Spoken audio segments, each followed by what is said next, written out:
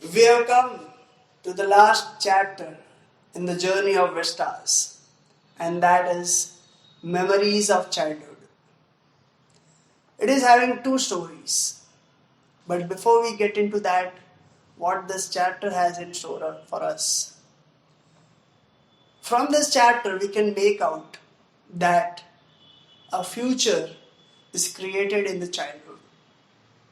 The kind of experiences we go through, the kind of scenarios we have come across, the kind of things we have seen plays a big role in what we are going to become in future.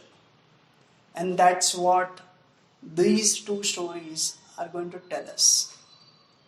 The first story is about a girl called Zitkalaza. She was a red Indian living in US, and she was sent to Carlisle School for studies. It was a hostel school, and she was supposed to stay there and study because her home environment was not so affluent to take care of the things. Now, this was the first day of hers in the school, and there was a bell for the lunch. All were supposed to come down in line. She came down along with everyone, and she was guided by the other girls to her place where they were supposed to sit. When they reached their places, Zitkalaza sat down thinking that they have to sit. But the girl next to her, Jodwin, asked her to stand up because there was a bell. When that bell will be rung, then only they will sit. So she had to stand up again. Then the bell rang, they sat down. Then the food was served. Another bell was rung, and then only they could start eating. Zitkalaza, not knowing this, fumbled every time. And that's the time her friend told her that you are being noticed.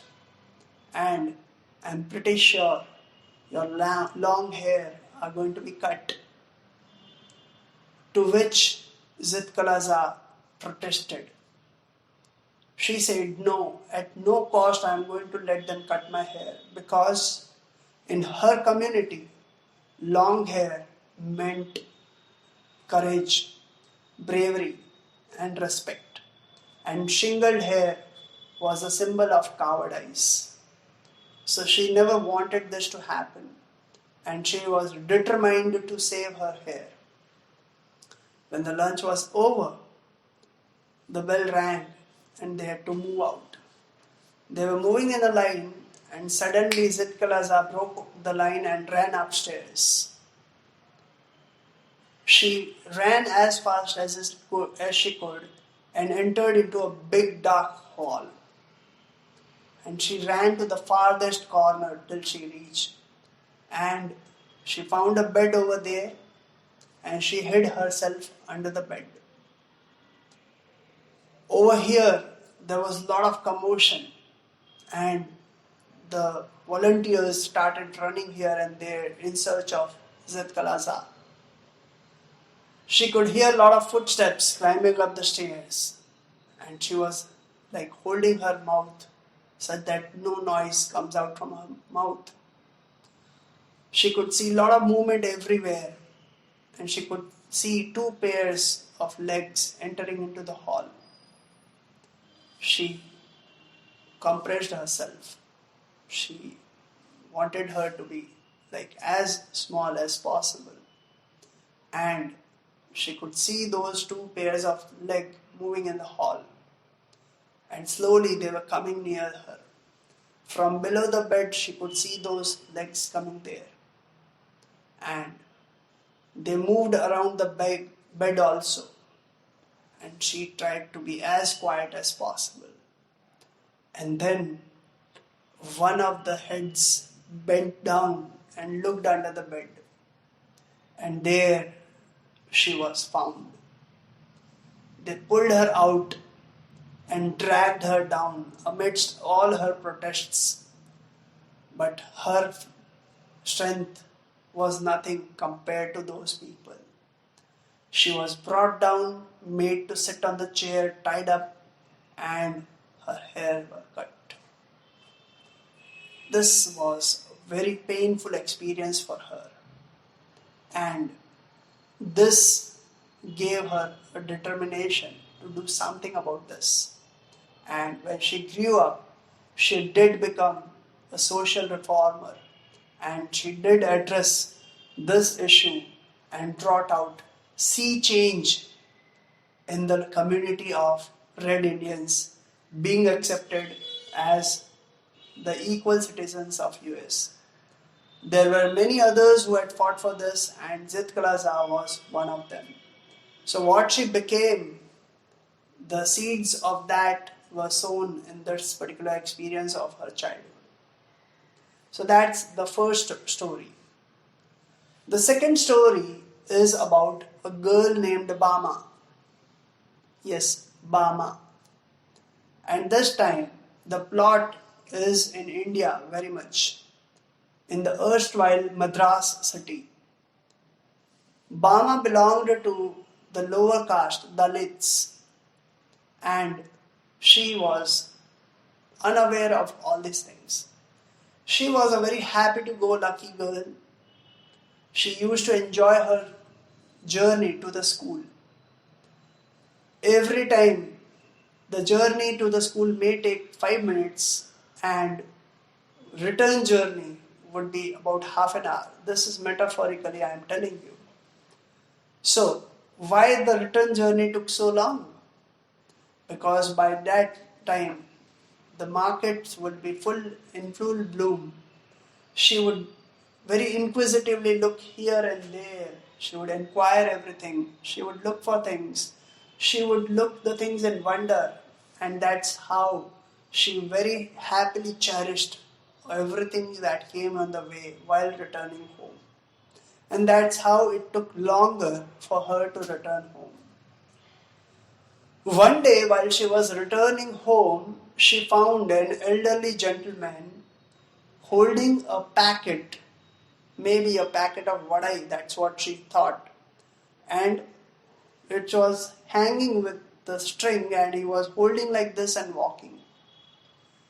This amused her a lot because the way he was holding the packet, it seemed, why is he holding like that? He could very well hold it on his palm. But then this elderly gentleman was walking like this and she thought of following him. The elderly gentleman entered into one of the lanes and stood in front of one house. A person came out from the house and this gentleman dropped that packet in his hands. She was wondering, what is this? When she came home, she asked her elder brother, Anna, after narrating all these things, and inquired, what was this? Then he said that that elderly gentleman belonged to the lower caste, and the lane in which he entered belonged to the high caste people, and he had dropped it because if he would have held it, the things would have become polluted and those people would not have consumed it. Bama was surprised. What is all these things? Her brother Anna described everything to her about the caste differences and the limitations they had as belonging to the lower caste. Bama asked her, can't this be resolved? To which Anna said, if you become educated enough to drive home this point in the minds of the general masses, then only it can be done. And that day onwards, Bama gave all her energies to her studies and she became an accomplished scholar. She wrote many books, many novels. Her writings were like two-sided swords which would cut through the masses, cut through the traditions, cut through the emotions and people started taking her seriously. It had such a huge impact that a movement was created, and with others in the line, finally the caste system was eradicated and all are treated equally now. Now, whatever I said sounds too silly, too funny, but believe me, that was the kind of scenario in those days. Now we can't even think of that.